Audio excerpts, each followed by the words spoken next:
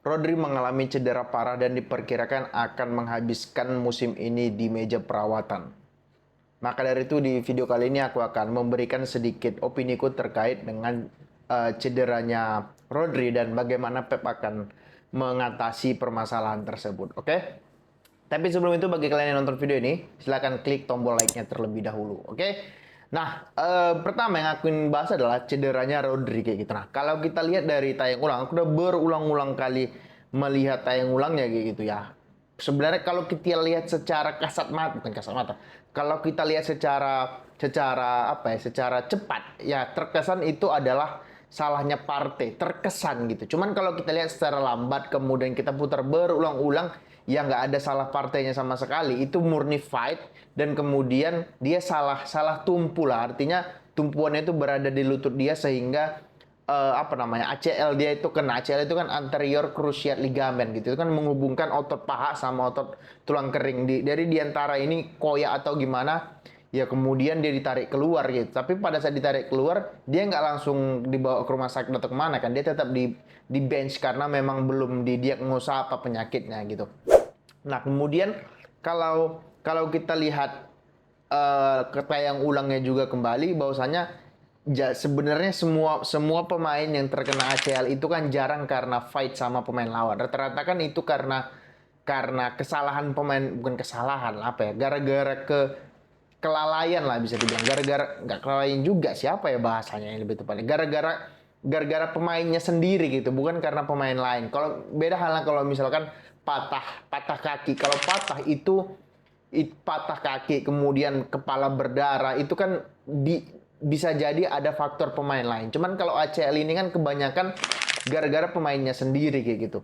Contohnya kayak kayak Havi musim lalu salah tumpu juga. Kemudian si ini rata-rata kalau di lutut ya. Kemudian si Martinez di musim lalu musim sebelumnya juga gara-gara sendiri salah mendarat. Nah, sekarang yang kena sial adalah Rodri gitu.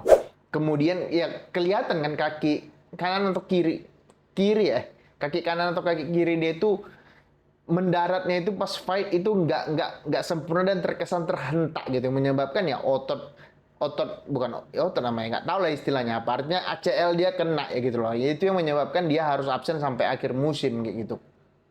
Ya kalau kita bilang salahnya di mana ya, nggak ada yang salah karena memang ACL ini banyak penyakit yang apa, penyakit menyeramkan yang dihindari oleh seluruh pemain bola. Karena kalau ACL udah kena ACL rata-rata pemain itu satu traumanya, oke, trauma trauma bermainnya, takut nanti kena ACL lagi yang menyebabkan performanya itu menurun gitu. Kemudian pemulihannya juga kalau nggak betul-betul si pemain mengikuti instruksi dari ofisionya, mengikuti instruksi dari dokternya, ya agak lama juga karena diperkirakan ACL ini kan ya bisa dibilang hampir satu musim full dia nggak akan bermain kayak gitu, nggak akan bermain ya, istilahnya kasarnya makan gaji buta lah kayak gitu. Tapi ya kembali lagi, ya Rodri is Rodri, kalau aku bilang ya dia kalau dia bisa melewati semua tahapan penyembuhannya ke dia kembali lagi, ya rasaku bisa bisa tune in lagi karena pemain sekelas Rodri nggak mungkin drop itu kecuali misalnya usia dia, apalagi usia dia masih 20-an 29, belum kepala tiga kan. Jadi penyembuhannya tuh bisa dibilang lebih cepat lah. Berbeda kalau yang kena ACL itu umur 35 tahun. Karena penyembuhannya pasti akan lebih lama karena otot-ototnya mungkin sudah tidak sebaik otot pada saat masih muda. Jadi kalau aku bilang ya, kalau kembali lagi nanti aku yakin cuma butuh berapa match dia bisa kembali lagi ke penampilan dia yang top lah kayak gitu. Itu yang pertama terkait dengan ACL-nya sendiri. Yang kedua adalah peran Rodri kayak gitu. Peran Rodri di Manchester City itu kalau aku bilang sangat besar, lebih besar daripada perannya Haaland ataupun De Bruyne. Peran mereka besar, yes besar. Tapi bola nggak akan sampai ke kaki Kevin De Bruyne, bola nggak akan sampai ke kaki ataupun kepalanya Erling Haaland kalau tidak melalui seorang Rodri Hernandez kayak gitu. Ngerti nggak? Artinya ya peran DM sekarang gitu, peran DM sekarang di era sepak bola modern bukan hanya sebagai pemain yang tukang sapu lah kasarnya, bukan bukan gelandang pengangkut air lagi lah kasarnya, tapi dia lebih kepada sebagai pemain yang paling penting perannya di sepak bola gitu. Contohnya MU musim lalu itu nggak punya DM murni sama sekali. Kalaupun punya, bergantian. Kadang dipasang di situ Maino, kadang dipasang di situ Casemiro, kadang dipasang di situ McTominay, Bruno bahkan pernah dipasang, Eriksen. Tapi apa? Flop. Karena apa? Karena DM ini adalah orang yang mengalirkan bola ke depan, orang pertama yang mengalirkan bola ke depan, dan juga orang pertama yang akan menghalau serangan lawan. Maka dari itu peran DM itu sangat besar, dan sekarang nggak banyak DM yang top kan. Yang DM yang top paling cuman ya mungkin Rodri satu, sebenarnya Frankie De Jong bisa, cuman dia karena lebih banyak cederanya. Kemudian Casemiro mungkin itu pun sudah menurun. Kemudian Declan Rice, ya artinya nggak banyak lah DM yang top kayak gitu. Tchouaméni mungkin salah satunya kayak gitu. Nggak banyak gitu. Coba lah kalian lihat, kalau ada satu tim yang tidak memiliki DM yang top, nggak akan berkembang permainannya. Setop-topnya striker mereka, kalau mereka tidak punya DM yang mumpuni, yang memadai, yang top, ya selesai juga itu barang gitu. Ngerti nggak? Jadi kalau aku pribadi, kalau kita lihat perannya Rodri kayak gitu. Nah, ini yang menurutku ya, ini sebenarnya apa? Sebenarnya kalau aku pribadi menilainya, peran Rodri ini, apalagi dia kan digadang-gadang sebagai pemenang Ballon d'Or. Kalau dia yang menang Ballon d'Or, ya aku sepakat-sepakat aja kayak itu, gak ada masalah. Karena memang dia sangat layak dengan peran dia di City musim lalu, walaupun City jelek musim lalu, tapi mereka tetap juara. Dan juga peran dia di Euro kemarin kayak gitu. Jadi ya pertanyaan ketiga kan adalah siapa yang akan menggantikan Rodri kayak gitu. Nah gini, sebenarnya City main tanpa DM gak ada masalah, karena pemain dia banyak yang bisa mengganti. Karena pemain City banyak yang bisa menggantikan peran Rodri, bukan posisi Rodri ya, peran dia di lapangan kayak itu. Di musim mereka juara UCL, bisa dibilang mereka itu bermain tanpa DM konvensional, bukan konvensional, tanpa DM yang old school gitu kan. Karena yang berperan sebagai DM itu kan pada saat mereka juara UCL ya, Rodri, di atas kertas ya, Rodri dan juga Gundogan seharusnya menjadi DM. Cuman karena ada posisinya Stones yang bisa maju ke depan sebagai box to box, perannya itu jadi hilang gitu. Artinya Rodri itu lebih bebas, bisa gerak kiri, kanan, bahkan membantu serangan. Bahkan di final UCL dia yang cetak gol kan. Kemudian yang menjadi DM itu siapa? Kebanyakan itu misalnya adalah nggak ada DM, karena tiga di belakang sudah menjadi satu bagian. Tiga di belakang pada saat mereka juara UCL kan Ruben Dias, Akanji sama Ake ya kalau nggak salah, sama Ake. Jadi mereka nggak butuh lagi DM sebagai pemain yang berdiri di belakang gitu. Jadi DM-nya tuh lebih mobile lah, lebih bisa maju ke depan untuk membantu serangan kayak gitu.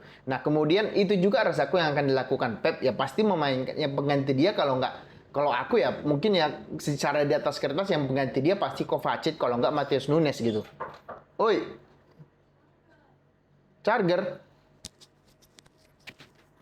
Nah, di atas kertas kita lihat ya, dia penggantinya ini siapa namanya? Si Rodri itu kan adalah Matheus Nunes dan juga Kovacic. Cuman kalau ya aku nggak merasa lebih pintar daripada Pep. Cuman kalau kita berkaca dari UCL yang mereka menang itu, ya rasaku Stones bisa jadi DM kayak gitu, bisa jadi DM yang bisa dibilang walaupun kualitas akan agak jauh ya, cuman setidaknya untuk menutupi kekurangan itu ya Stones yang dipasang di sebagai DM, karena Stones juga udah jarang dapat tempat kan di City di back gitu, karena di kanan Walker ataupun kadang Rico Lewis, di tengah itu Ruben Dias sama Akanji, di kiri Gvardiol. Jadi Stones juga cukup jarang mendapatkan tempat bermain pada saat sekarang ini. Lebih setelah dia kembali cedera ya, lebih sering Pep lebih sering membaku cadangkan dia daripada memainkan dia kan gitu.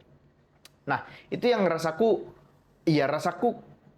kalau realistisnya ya, kalau kita sebagai orang yang nonton bola seharusnya Stones yang dipasang. Tapi ya kita tahu sendiri Pep Guardiola selalu punya ide-ide radikal yang aneh-aneh, dan itu proven gitu, terbukti kayak gitu.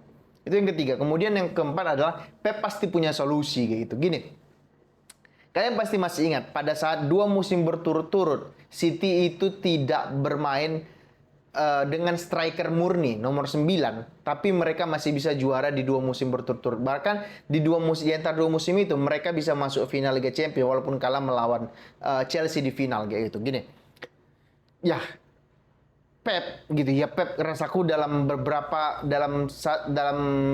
tahun terakhir mungkin adalah pelatih paling top lah, bisa dibilang top dalam artian ya secara gelar, secara permainan, secara memecahkan masalah, secara manajemen, secara melihat pemain dan lain sebagainya. Dia mempunyai segala macam untuk dikatakan pelatih paling top di di 50 tahun, 50 tahun terakhir kayak gitu. Salah satunya yang menjadi trademarknya dari pikiranku adalah pada saat dia bermain satu musim penuh karena Jesus nggak bisa diandalkan, Aguero itu cedera. Jadi dia tidak memasang real striker yang kadang-kadang jadi striker, kadang Foden, kadang Kevin De Bruyne, kadang Gundogan pada saat itu karena Alvarez belum datang kan. Yang mereka bermain secara false nine tapi masih bisa mencetak karena semua pemainnya itu bisa cetak gol yang didukung karena sistemnya sudah diperbaiki kayak gitu. Jadi ya kalau aku bilang Pep pasti menemukan cara ya. Salah satunya mungkin kayak aku bilang akan menempatkan Stones di sebagai DM. Apalagi kalau aku bilang di eranya cara bermainnya City tidak begitu membutuhkan DM yang pinter-pinter kali, nggak perlu karena dalam artian kalau secara bertahan ya, kalau menyerang ya beda cerita. Karena mereka sudah menempatkan 3 pemain di belakang gitu. Karena ya kita beranggapan yang dipasang di situ adalah Stones. Berarti seperti biasa mereka akan pasang 4-3-3 di atas kertas. Kemudian ketika menyerang ya 3 di belakang tetap Gvardiol. Ketika menyerang kan mereka pasang biasanya 3-2-4-1 ya. Ya, Gvardiol di kiri, kemudian Diaz di tengah, di kanan itu Walker ataupun nanti Akanji kayak gitu. Walker bisa maju ke depan kalau Akanji yang di sebelah kanan gitu. Kemudian Stones yang akan sebagai pemain DM ataupun box to box gitu kan. Banyak variasi formasi lah yang bisa diterapkan oleh Pep pada saat kalau misalnya Rodri cedera gitu. Yang jadi masalah kan jadi City adalah yang jadi masalah dari City sekarang adalah pemain kuncinya itu dua pemain kuncinya di tengah itu cedera. De Bruyne bisa dipastikan dalam ya 2-3 minggu ini tidak akan bisa bermain karena cedera. Yang kedua, Rodri juga cedera gitu. Nah, pertanyaanku adalah bisa nggak ini Haaland tetap produktif tanpa ada Rodri dan juga tanpa ada Kevin De Bruyne. Kalau dia bisa cetak gol ya bisa-bisa aja karena insting dia bagus dan juga penggantinya juga Gundogan bisa gantiin De Bruyne kok kayak gitu walaupun nggak sebagus De Bruyne. Kemudian Rodri bisa digantikan sama Stones gitu. Kemudian Savinho juga sekarang sudah mulai tune in di dalam permainan. Jadi kalau aku bilang ya nggak ada masalah. Pep pasti selalu punya solusi untuk masalah yang ada di Manchester City kayak gitu. Oke? Itu aja terkait dengan Rodri. Bagi kalian yang suka video ini silahkan di subscribe, di komen, di like. Bagi kalian yang nggak suka ya nggak apa-apa. Oke? Semoga terhibur.